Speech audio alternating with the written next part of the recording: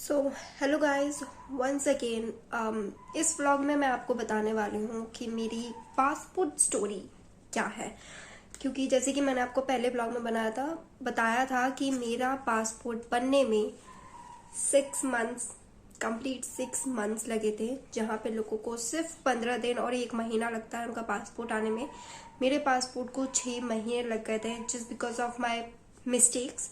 तो ये व्लॉग मैं इसीलिए बना रही हूँ ताकि वो सारी गलतियां आप बिल्कुल भी नहीं करें। तो फर्स्ट ईयर मैंने जब अपना पासपोर्ट, सबसे बड़ी जो गलती मेरे से हो गई थी वो ये थी कि जब मैंने अपना पासपोर्ट फॉर्म अप्लाई किया था, तो मैंने अपना पासपोर्ट अपनी 10th की मार्कशीट के थ्रू अप्लाई किया था, जहाँ की नॉर्मली लोग अपने आधार कार्ड से करते हैं। मैंने उसमें अपने 10th की मार्कशीट से उसे अप्लाई कर दिया था। उसमें जो एड्रेस था वो मैंने अपने पासपोर्ट फॉर्म में डाल दिया, और जो नाम था, पापा का नाम, मम्मा का नाम, जो भी उसमें डिटेल्स थी, सब कुछ मैंने पासपोर्ट फॉर्म में डाल दिया था। गलती ये हुई कि मेरा जो आधार कार्ड था और मेरी जो 10th की मार्कशीट थी, उसमें जो इन्फॉर्मेशन थी उनमें जमीन आसमान का फर्क था, बहुत ही ज्यादा फर्क था। जैसे कि मेरे पापा का नाम 10th की मार्कशीट में फुल नाम लिखा हुआ था, बट मेरे आधार कार्ड में उनका सरनेम नहीं था, एड्रेस अलग अलग था।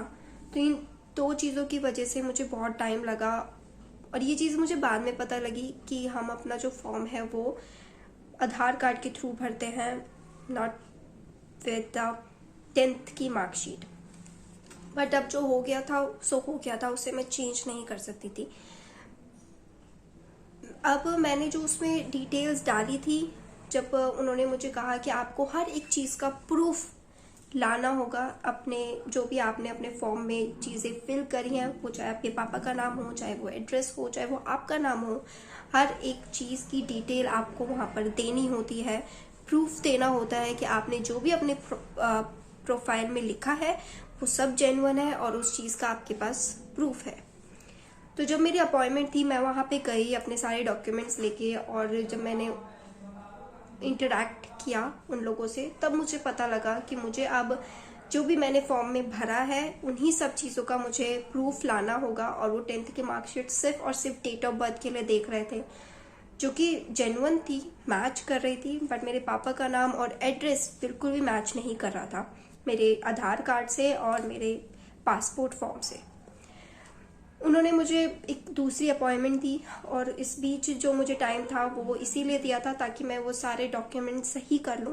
मैंने फटाफट से अपना जो आधार कार्ड था उसकी डिटेल्स चेंज कराई, बिकॉज क्योंकि ना तो आप अपना पासपोर्ट फॉर्म में जो डिटेल आपने डाली है वो आप चेंज करा सकते हैं, ना ही आप अपनी 10th की मार्कशीट चेंज करा सकते हैं। आप सिर्फ चेंज करा सकते हैं अपना आधार कार्ड और अपना पैन कार्ड। मैंने उसमें जो चीज़ें फॉर्म में डाली थी वो चीज़ें अपने आधार कार्ड में अपडेट कराई।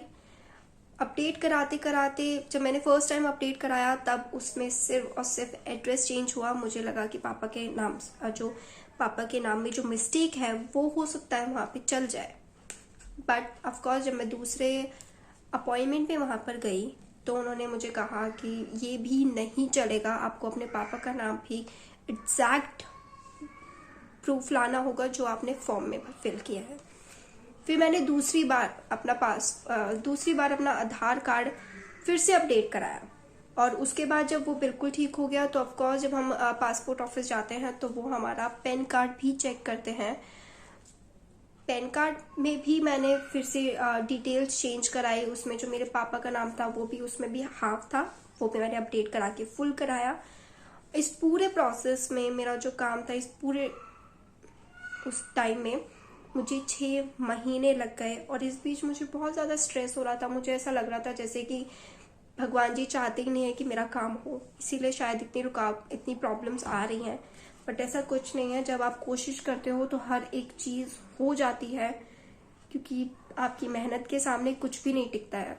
तो मेरी सिर्फ एक ही एडवाइस है कि आप अपना सारा काम करते रहो। और पासपोर्ट के लिए मैं आपको यही एडवाइस दूंगी कि अपना जो पासपोर्ट जब भी आप अप्लाई करो, चाहे आप स्टडी के लिए अप्लाई कर रहे हो, चाहे आप वर्क के लिए अप्लाई कर रहे हो, किसी भी चीज़ के लिए अप्लाई कर रहे हो, उसको अपने आधार कार्ड के थ्रू ही फिल करें। उसमें जो इन्फॉर्मेशन है वो सेम इन्फॉर्मेशन आप अपने पासपोर्ट के फॉर्म में फिल करें, वरना आपको मेरी तरह बहुत सारी प्रॉब्लम्स क्रिएट हो जाएंगी और आपको वो सारी प्रॉब्लम्स टैकल करनी पड़ेगी। और इस बीच बहुत ज़्यादा स्ट्रेस फील होता है, बहुत डिप्रेशन फील होता है। तो ये ब्लॉग मैं इसीलिए बना रही हूँ ताकि आप ये मेरी जैसी गलतियाँ ना करें जो मैंने करी है। ओके, फिर मिलेंगे नेक्स्ट ब्लॉग में किसी नए टॉपिक के साथ।